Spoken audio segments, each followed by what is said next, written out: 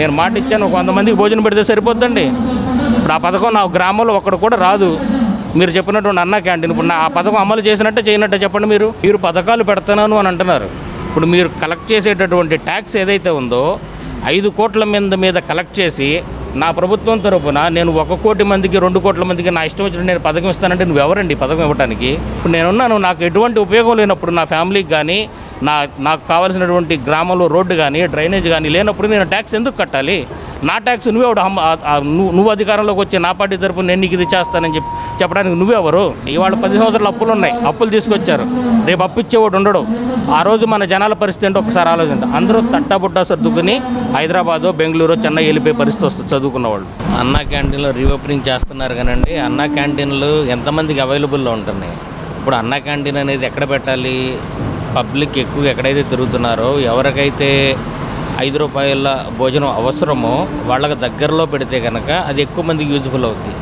City అవుట్కట్స్లో ఎక్కడో ఒక చోట పెట్టారనుకోండి, సిటీలో ఈ చివరి నుంచి ఆ చివరికి ఛార్జీలు పెట్టుకుని వెళ్ళేవాడు ఎవరు వెళ్ళరు కదా. సో దాన్ని ఏంటంటే ఏదైనా ఒక టౌన్లో కానీ ఒక సిటీలో కానీ పెట్టేటప్పుడు సెంటర్లో ఉండేటట్టు ఏర్పాటు చేసుకుంటే అది ఎక్కువ మందికి ఉపయోగపడుతుందని మా అభిప్రాయం. సార్, ఇప్పుడు 5 రూపాయలకే నాణ్యమైనటువంటి భోజనం అనేది లభిస్తుంది అంటారా అన్నా క్యాంటీన్? అది ఈరోజు మొదలు పెట్టారు. ఇప్పుడు ఈరోజు ఉన్నటువంటి రేటులు చూసుకున్నారనుకోండి, మీరు ఒక కూరగాయలు కావచ్చు, ఒక రైస్ కావచ్చు, లేదంటే ఒక నూనె కావచ్చు, పప్పు దినుసులు కావచ్చు, ఏవి చూసుకున్నా సరే మీకు ఎక్కడ కూడా సామాన్యుడు కొనుక్కునేటువంటి పరిస్థితుల్లో లేవు. సో ఎక్కువ మందికి ఉపయోగపడాలంటే ముందు వాటి యొక్క రేటులు తగ్గించాలి. వాటి యొక్క రేటులు తగ్గిస్తేనే ఒక అన్నా క్యాంటీన్ కావచ్చు, లేదంటే ఎవరైనా హెల్ప్ చేయాలనుకున్న వాళ్ళు కావచ్చు, ఒక మంచి భోజనం దొరుకుద్ది. అవి తగ్గకుండా మనం మంచి భోజనం దొరుకుద్దని ఎక్స్పెక్ట్ చేయడం కూడా మన మూర్ఖత్వం. అంటే కేవలం వైసీపీ అంటే కేవలం టీడీపీ కార్యకర్తలు వాళ్ళకి సంబంధించిన వాళ్ళే వెళ్ళి తింటున్నారు, పేదలకు ఎవరికి అది అనేది లభించట్లేదు, ఆ ఆహారం అనేది 5 రూపాయల భోజనం అనేది అని వైసీపీ వేత్తలు వ్యాఖ్యానిస్తున్నారు. అది నిజమేనంటారా?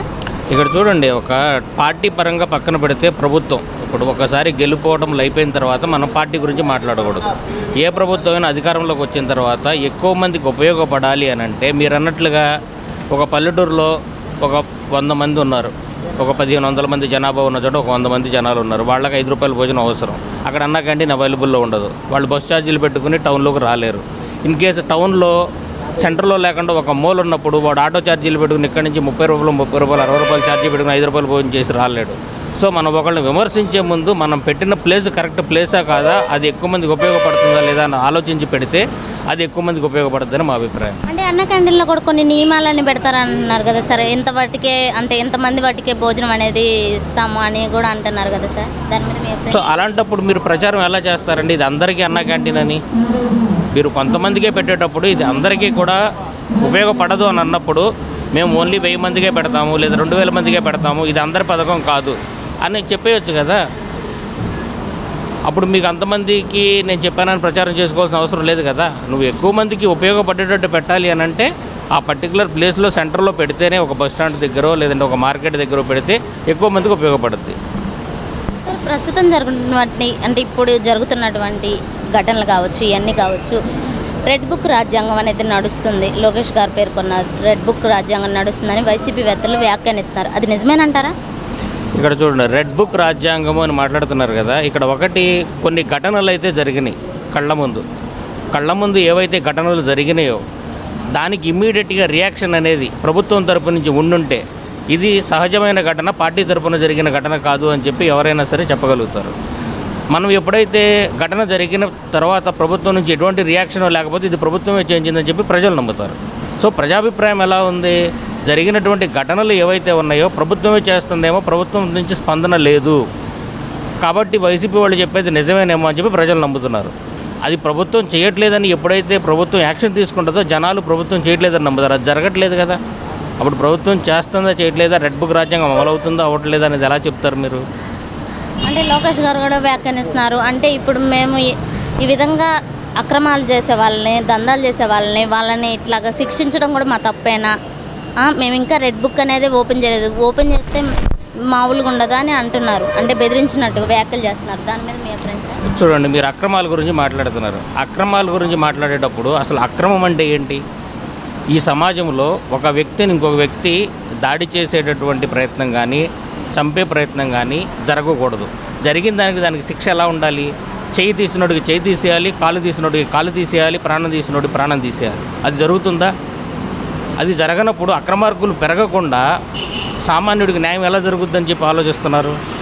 సో రెడ్ బుక్ రాజ్యాంగమో ఇంకో రాజ్యాంగమో, చట్టం అనేది ఎలా ఉండాలి అని అంటే ఒక సామాన్యుడికి కానీ ఒక పేద ప్రజలు ఎవరైతే ఉన్నారో వాళ్లకు కానీ ఒక రాజకీయ నాయకుడో ఒక డబ్బున్నవాడో దాడి చేసేటటువంటి ప్రయత్నం జరగకుండా, ఎవరు దాడి చేసినా రాజ్యాంగంలో ఉన్నటువంటి సిద్ధాంతాలు ఏవైతే ఉన్నాయో అవి పార్టీ తరపున పెట్టకుండా ఒక చట్టాన్ని క్రియేట్ చేసి కాలు తీసినవాడికి కాలు తీసేయాలి, చెయ్యి తీసినోడికి చెయ్యి తీయాలి, ప్రాణం తీసినోడికి ప్రాణం తీసేయాలి. అప్పుడే అక్రమార్కులు లైన్లో ఉంటారు, అప్పుడే అరాచకాలు జరగకుండా ఉంటాయి. అప్పటి వరకు అరాచకాలు జరుగుతూనే ఉంటాయి. మేము గెలవడానికి రెడ్ బుక్ కూడా ఒక భాగమే, దానికి ప్రజలు మద్దతు అనేది ఇచ్చారని లోకేష్ గారు వ్యాఖ్యానించారు. అది నిజమేనంటారా? గెలవడానికి కారణం అది కాదండి. గెలవడానికి కారణం చంద్రబాబు నాయుడు గారు గెలవడానికి జగన్మోహన్ రెడ్డి చేసినటువంటి 3 తప్పులు కారణం. ఒకటి, మందు బాబులు ఎవరైతే ఉన్నారో వాడు సామాన్యుడు 500 రూపాయలు సంపాదిస్తే వాడు 300 రూపాయలు మందుకు పెట్టి 200 రూపాయలతో ఫ్యామిలీని గడపలేడు. వాడు ఎదురు చూస్తాడు ఎలక్షన్ కోసం. 2, భక్తుడు. ఒక తిరుమల తిరుపతి దేవస్థానంలో ఒక రోజుకొచ్చి 70,000 నుంచి 80,000 మంది దర్శనం చేసుకుంటారు. వాళ్ళకి అక్కడికి వెళ్ళిన తర్వాత రూము దొరికితే దర్శనం దొరకదు, దర్శనం దొరికితే రూము దొరకదు, పిల్లలకి ఫుడ్ దొరకదు. ఈ భక్తులందరూ ఎదురు చూశారు ఎప్పుడు సమయం దొరుకుతుందా అని. అట్లాగే 3వ కారణం, జగన్మోహన్ రెడ్డి ఎప్పుడైతే ప్రజలను సోమరిపోతులను చేస్తున్నాడు, ఎప్పుడైతే మిడిల్ క్లాస్ నుంచి హై క్లాస్ ఎవరికి కూడా అందుబాటులో లేకుండా వాళ్ళకి ఎటువంటి ఉపయోగం, మిడిల్ క్లాసుడు ఏం ఎక్స్పెక్ట్ చేస్తాడు? ఒక రోడ్డు ఎక్స్పెక్ట్ చేస్తాడు, ఒక డ్రైనేజ్ ఎక్స్పెక్ట్ చేస్తాడు. వాడికి నువ్వు ఇచ్చే బియ్యమో లేదంటే వాడికి నువ్వు ఇచ్చే పథకము వాడు ఎక్స్పెక్ట్ చేయడు. సో మిడిల్ క్లాస్ నుంచి హై క్లాస్ వాళ్ళందరికీ కూడా జగన్మోహన్ రెడ్డి దూరం అయిపోయాడు.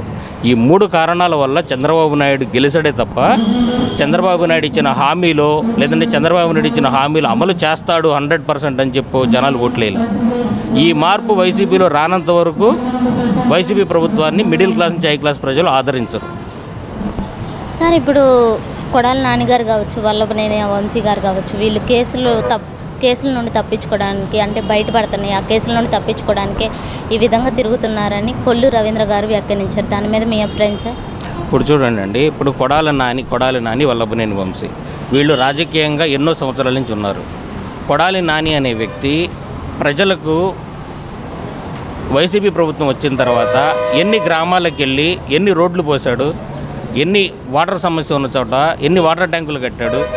అలాగే ఎక్కడైనా సరే ఒక అరాచకం జరుగుతున్నా లేదంటే పొలాలు మునిగిపోయి రైతులు ఇబ్బంది పడుతుంటే వెళ్ళి ఒక తూడు తీయటం, వాటర్ను బయటికి పంపించడం, అలాంటి కార్యక్రమాలు ఎన్ని చేశాడో ఒక 5 సంవత్సరాల్లో బయటికి తీయండి.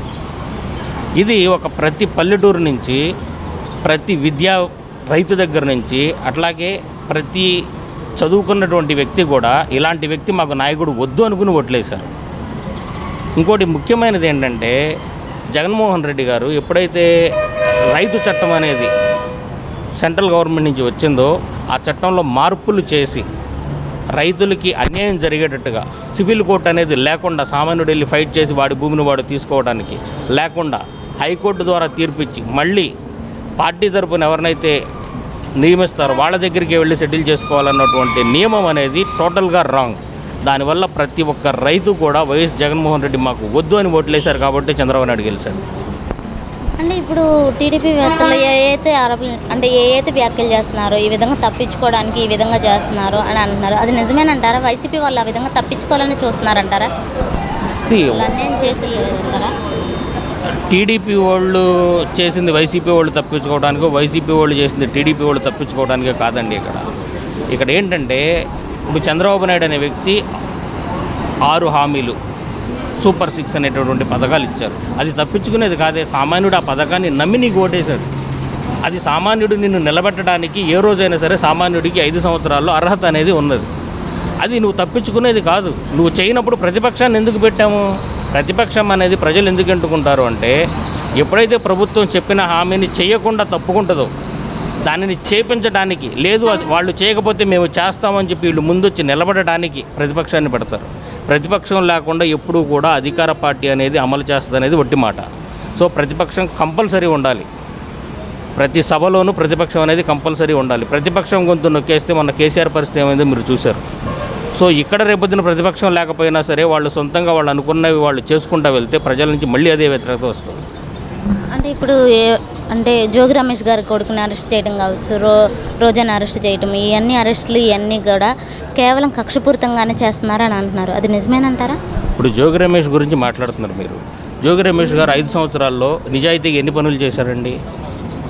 వాళ్ళ కుమారుడిని అరెస్ట్ చేశారు. అవునండి, అది ఇప్పుడు జోగి రమేష్ గారు సంపాదించారు అని అంటే అది ఎవరికి? వాళ్ళ కుమారుడికే కదా. జోగి రమేష్ గారు అధికారంలో ఉన్నారు అంటే వాళ్ళ కుమారుడు ఒక బర్త్డే పార్టీ తీసుకుని ఒక 10 కార్లు పెట్టుకుని ర్యాలీ వెళ్తే ఏ పోలీసులు ఆపకుండా వెళ్తున్నారంటే ఆయన ఎమ్మెల్యేనే కదా. అది సామాన్యుడికి జరుగుతుందా? మరి సామాన్యులు ఎంతమంది ఇబ్బంది పడుతున్నారు రోడ్ల మీద? అది కనపడతలేదా గవర్నమెంట్కి? ఇలాంటి అరాచకాలు చేసిన రోజేమో మేము మంచివాళ్ళము, ఈరోజు ఆ రోజు టీడీపీ వాళ్ళని ఫర్ ఎగ్జాంపుల్ వైసీపీ వాళ్ళు ఇబ్బంది పెట్టుంటే ఈరోజు వాడి మీద కక్ష తీర్చుకునే సమయం వచ్చి వీడు తీర్చుకుంటే వీడు మా మీద దాడి చేస్తున్నాడు. వాడు చేయకపోతే వీడు చేయడు కదా. ఇప్పుడు మీకు నాకు ఏ గొడవ లేదు. మీరు ఏదో రోజు నన్ను తిడితేనే నేను మీ మీద దాడి చేస్తాను. మిమ్మల్ని తిట్టినప్పుడు నేను మీ మీద దాడి చేయాల్సిన అవసరం నాకేముంది? నువ్వు నిజాయితీగా ఉన్న వాళ్ళు చాలామంది ఎమ్మెల్యేలు ఉన్నారు, వాళ్ళ కొడుకుల మీద దాడి చేయట్లేదే. నువ్వు ఆ రోజు మంచిగా ఉండి ఈరోజు నీ మీద చేయరు కదా. ప్రజలు ఒక వ్యక్తిని ఎందుకు ఓడిస్తారు? ఆ వ్యక్తి మాట్లాడే విధానము, ఆ వ్యక్తి చేసే పనులు, వాళ్ళ అధికారంలో ఉన్నప్పుడు ప్రవర్తించిన ప్రవర్తన, ఈ 3 సరిగా లేనప్పుడు సామాన్యుడు సమయం వచ్చినప్పుడు ఖచ్చితంగా బుద్ధి చెప్తాడు ప్రభుత్వం ఏదైనా సరే. సార్ ఇప్పుడు ఆరోగ్యశ్రీని కూడా నిలిపివేస్తామంటున్నారు కదా, దాని మీద మీ అభిప్రాయం? ఇప్పుడు ఆరోగ్యశ్రీ అనేది ఎలా పుట్టిందండి? సామాన్యుడికి ఒక సామాన్య వ్యక్తి ఎప్పుడైతే అతనికి మించినటువంటి భారం అతను చూపించుకుని అతని ప్రాణాన్ని నిలబెట్టుకోలేనటువంటి పరిస్థితి వచ్చినప్పుడు మహానుభావుడు వైఎస్ రాజశేఖర రెడ్డి గారు ఆయన తీసుకొచ్చినటువంటి పథకం, ఆ పథకాన్ని ఒక సమూలమైనటువంటి మార్పులు తీసుకొచ్చి ఎలాగూ నిజంగా ఎవరైతే అవసరం ఉందో వాళ్ళకు ఒక చేతికి డబ్బులు ఇవ్వకుండా ప్రభుత్వం నిన్ను ఆదుకోవడానికి రెడీగా ఉందని ఒక కార్డు ఇచ్చి ఆ పర్టికులర్ వాళ్ళు వెళ్ళి 10 మంది చుట్టూ తిరగకుండా వాళ్ళు ఎవరైతే ఏ సమస్య అయితే ఉందో పలానా డిపార్ట్మెంట్ కనెక్ట్ అయితే వాళ్ళకి సేవలు అందించి ఏర్పాటు చేస్తే ఆయన 50 సంవత్సరాలు పోరాడితేనే ఆయన మైండ్లో నుంచి వచ్చిన వాళ్ళ ఆలోచన ఆరోగ్యశ్రీ. అలాంటి ఆరోగ్యశ్రీ అనేది ఎప్పుడైతే ప్రభుత్వం తీసేద్దాము లేదంటే డబ్బులు కట్టమని ఆలోచించిందో ఆ ప్రభుత్వానికి ఆ రోజు నుంచి కూడా డౌన్ఫాల్ మొదలైనట్టే. అలాంటి పథకాలు ముట్టుకోకూడదు. అంటే గత ప్రభుత్వంలో బకాయిలు ఉన్నాయి, అందువల్ల దీన్ని నిలిపివేస్తున్నామని అంటున్నారు. నిలిపివేస్తారన్నారా? అవునండి, ప్రభుత్వం బకాయిలు ఎంత బకాయిలు ఉన్నాయండి? ఒక రోజుకి మన దగ్గర నుంచి జిఎస్టీ ఎంత తీసుకుంటున్నారు? ఒక సామాన్యుడు ఎంత జిఎస్టీ కడుతున్నాడు? ఒక మిడిల్ క్లాస్ వ్యక్తి ఎంత జిఎస్టీ కడుతున్నాడు? ఇప్పుడు మిడిల్ క్లాస్ వ్యక్తి ఒక జిఎస్టీ రూపంలో ఒక పెట్రోల్కి కావచ్చు, లేదంటే నిత్యావసర వస్తువులకు కావచ్చు, లేదంటే కనుక ఇంట్లో బట్టలు అవి కొనుక్కోవడానికి కావచ్చు, ప్రతి ఒక్క మిడిల్ క్లాస్ వ్యక్తి కడుతున్నాడు. మిడిల్ క్లాస్ వ్యక్తికి ఎటువంటి లాభం చేకూరుతుంది ప్రభుత్వం నుంచి? మీరు పథకాలు పెడుతున్నాను అని అంటున్నారు. ఇప్పుడు మీరు కలెక్ట్ చేసేటటువంటి ట్యాక్స్ ఏదైతే ఉందో 5 కోట్ల మీద కలెక్ట్ చేసి నా ప్రభుత్వం తరపున నేను 1 కోటి మందికి 2 కోట్ల మందికి నా ఇష్టం వచ్చినట్టు నేను పథకం ఇస్తానంటే నువ్వెవరండి పథకం ఇవ్వడానికి? సామాన్యుడికి నువ్వు పథకం నువ్వు తప్పులేదు, ఏ రూపంలో ఇవ్వాలి అది? అట్లా మిడిల్ క్లాస్ వాడి దగ్గర హై క్లాస్ వాడి దగ్గర డబ్బులు తీసుకుని నువ్వు పంచుతావా? దానికి కాదు కదా ట్యాక్స్ కట్టేది. బ్రిటిషర్స్ని ఎందుకు తవరేసాం? 78 సంవత్సరాల క్రితం బ్రిటిషర్స్ని వాళ్ళు పెట్టేటటువంటి టార్చరు, మనం పండించిన పంట మీద వాళ్ళు ట్యాక్స్ తీసుకోవడం వల్ల వాళ్ళు మాకు వద్దు అని చెప్పి వాళ్ళని తవరేసాం. వాళ్ళు అంతకన్నా ఎక్కువ భారం ప్రజల మీద వేస్తున్నారే. మిడిల్ క్లాస్ వాడు ఎందుకు ట్యాక్స్ కట్టాలి? ఇప్పుడు నేనున్నాను, నాకు ఎటువంటి ఉపయోగం లేనప్పుడు నా ఫ్యామిలీకి కానీ నాకు కావాల్సినటువంటి గ్రామంలో రోడ్డు కానీ డ్రైనేజ్ కానీ లేనప్పుడు నేను ట్యాక్స్ ఎందుకు కట్టాలి? నా ట్యాక్స్ నువ్వు అధికారంలోకి వచ్చే నా పార్టీ తరపున నేను నీకు ఇది చేస్తానని చెప్పడానికి నువ్వెవరు? నేను కొత్త పార్టీ పెట్టి నా ఇచ్చేస్తే సరిపోద్దా జనాల దగ్గర డబ్బు తీసుకుని? కాదు కదా. మనం 5 కోట్ల మంది దగ్గర జనాల దగ్గర డబ్బులు తీసుకున్నప్పుడు ఎవరికి ఎలాంటిది ఇవ్వాలి? ఒక విపత్తు వచ్చినప్పుడు ఏం చేయాలి? మిడిల్ క్లాస్ వాడికి రోజు తిరగడానికి రోడ్డు కానీ ఇంకోటి కానీ మనం ఎందుకు చేయట్లేదు? రేపొద్దున మిడిల్ క్లాస్ వాడి దగ్గర మనం ఎందుకు ట్యాక్స్ తీసుకోవాలి? అలాంటప్పుడు మా దగ్గర ట్యాక్స్ తీసుకుని నువ్వు పంచడానికి నువ్వెవరు? నువ్వు హామీ ఇవ్వడానికి నువ్వెవరు? నువ్వు ఎక్కడ చర్చ పెట్టావు దాని గురించి? ఒక అసెంబ్లీలో చర్చ పెట్టావా? లేదా జనాల మీటింగ్లో చర్చ పెట్టావా? నీకు నువ్వే మాట చెప్పడం, నీకు నువ్వే ఫ్రీ బస్ ఇస్తానంటావు, నీకు నువ్వే ఫ్రీ కనెక్షన్ ఇస్తానంటావు. ఎవరు డబ్బులను ఇస్తావు? నేను ఎందుకు ట్యాక్స్ కట్టాలి? ఇప్పుడు చదువుకున్న వాళ్ళందరూ రేపొద్దున ఒక స్టేడియంలో మీటింగ్ పెట్టి ట్యాక్స్ మేము కట్టమని రోడ్డు కట్టంగా పడుకుంటే నువ్వు ఎక్కడి నుంచి తీసుకొచ్చి అమలు చేస్తావు పథకాలు? ఎందుకు ఇస్తున్నారు మీరు హామీలు? చదువుకున్న వ్యక్తి అసెంబ్లీలో లేకపోవడం వల్ల చదువుకున్న వ్యక్తి ఎప్పుడైతే ఒక చట్టాన్ని చేసే స్థితిలో లేకపోవడం వల్ల ఒక జయప్రకాష్ నారాయణ లాంటి వాళ్ళు, లేదంటే చాలామంది ఉన్నారు, నేను పేర్లు చెప్పకూడదు, అలాంటి వాళ్ళు మన అసెంబ్లీలో లేకపోవడం వల్ల మన దౌర్భాగ్యం. వచ్చిన డబ్బుల్ని ఎలా సమర్థించాలో తెలియదు, ఒక హామీ ఇచ్చేటప్పుడు ఎలా ఇవ్వాలో తెలియదు, ఒక హామీ అమలు చేసేటప్పుడు దీన్ని ఏ పద్ధతిలో అమలు చేయాలో తెలియదు. నేను మాట ఇచ్చాను, 100 మందికి భోజనం పెడితే సరిపోద్దండి. ఇప్పుడు ఆ పథకం నా గ్రామంలో ఒక్కడు కూడా రాదు. మీరు చెప్పినటువంటి అన్న క్యాంటీన్, ఇప్పుడు ఆ పథకం అమలు చేసినట్టే చేయనట్టే చెప్పండి మీరు. ఒక సిటీలో ఉంటే ఇక్కడ బస్ స్టాండ్ పక్కన ఉన్న 100 మంది తినడానికి లేక 10 రూపాయలు ఇవ్వమని 5 రూపాయలు చెప్పి అడిగేవాళ్ళు 100 మంది. ఇక్కడ అన్న క్యాంటీన్ ఉండదు. ఆ క్యాంటీన్ ఉపయోగపడినట్టే లేనట్టే చెప్పండి మీరు. ఏదో సిటీ మూల పెడితే సరిపోతుందా? అంటే మేము నలుగురికి ఇట్లా ఉపయోగపడేలాగా చేస్తున్నామని వాళ్ళు చెప్తున్నారు కదా సార్. అవునండి, ఓపెన్ చేయండి. ఇప్పుడు నీకు దానికి ఎంత డబ్బులు, ప్రభుత్వం డబ్బులే కదా. నువ్వు సొంత డబ్బులు జేబులోంచి 4 ఎకరాలు అమ్మి నువ్వు తీసుకురావట్లేదు కదా. వచ్చిన ప్రభుత్వ డబ్బు నువ్వు 1000 కోట్లు 2 కోట్లు పెట్టేది 5,000 కోట్లు పెట్టి అన్ని చోట పెట్టు. సిటీ మూల ఎక్కడో అవుట్స్కట్స్లో పెట్టి ఒక 1000 మందికి భోజనాలు పెట్టి 4 ఫోటోలు తీసి పెడితే లోకం మొత్తం భోజనం వస్తుందండి? రాదు కదా. అందరికీ అవసరం లేదు కదా 5 రూపాయల భోజనం. ఎక్కడైతే జనాల రద్దీ ఉంటుందో అక్కడే జనాలు ఎక్కువ మంది తినడానికి లేని వాళ్ళు ఉంటారు. వాళ్ళకు ఉపయోగపడాలి అది. నేను ఎక్కడో సిటీలో ఒక మూల పెట్టేస్తే నేను పెట్టేశాను అయిపోయింది ఇక నా పని అని అంటే అయిపోతుంది కదా. అలాంటప్పుడు ఎందుకు ఇస్తున్నారు? అట్లా ఇవ్వాల్సిన అవసరం లేదు కదా. మీరు ట్రస్ట్ లాగా పెట్టేసేయండి. ఒక 10 ట్రస్టులు పెట్టేస్తే ట్రస్ట్కి నచ్చినోడు ఎవడైతే ఉన్నాడో, సేవ చేయాలన్న ఈ దృక్పథం ఎవడుందో వాళ్ళు ఆ ట్రస్ట్లో జమ చేస్తారు. ఆ ట్రస్ట్ తరపున పెట్టించండి. నువ్వు ఈరోజు గవర్నమెంట్ ఉండి రేపు నీడు వచ్చి ఆడు పెట్టాడని వీడు తీసేసి వీడు వచ్చాడని ఆడు తీసేసి ఎందుకంటే ఇవన్నీ అసలు వాళ్ళ పేర్లు ఎవరు పెట్టుకోమన్నారు చెప్పండి. ఇప్పుడు రాజశేఖర రెడ్డి వస్తేనేమో రాజశేఖర రెడ్డి, జగన్మోహన్ రెడ్డి పేరు, చంద్రబాబు నాయుడు వస్తేనేమో చంద్రబాబు నాయుడు, ఎవరు డబ్బులని పెట్టుకుంటారు వాళ్ళ పేర్లు? అసలు ఎందుకు పెడుతున్నారు ఆ పేర్లు? ఇదంతా టోటల్లీ కూడా వ్యవస్థ నాశనం చేసేశారు. ఎడ్యుకేటెడ్ ఎప్పుడైతే అసెంబ్లీలో ఉండడో అప్పటి వరకు కూడా ఈ వ్యవస్థ బాగుపడదు. ప్రజలను మోసం చేస్తూనే ఉంటారు. వీడు చెప్తే వాడి మీద చెప్తాడు, వాడు చెప్తే వీడి మీద చెప్తాడు. వ్యవస్థ 10 మన పరిస్థితి ఎలా ఉందో ఒకసారి ఆలోచించండి. ఇక్కడ ఉన్న వాళ్ళకి ఎంతమంది ఉద్యోగాలు వస్తాయి? ఇక్కడ ఉన్నటువంటి రోడ్లు ఎప్పుడు బాగుపడతాయి? రేపొద్దున ఇంకొక 10 సంవత్సరాలు జరిగిన తర్వాత, ఇవాళ 10 సంవత్సరాలు అప్పులు ఉన్నాయి, అప్పులు తీసుకొచ్చారు, రేపు అప్పు ఇచ్చేవాడు ఉండడు. ఆ రోజు మన జనాల పరిస్థితి ఏంటో ఒకసారి ఆలోచించండి. అందరూ తట్టాబుట్టా సర్దుకుని హైదరాబాదో బెంగళూరు చెన్నై వెళ్ళిపోయే పరిస్థితి వస్తుంది చదువుకున్న వాళ్ళు.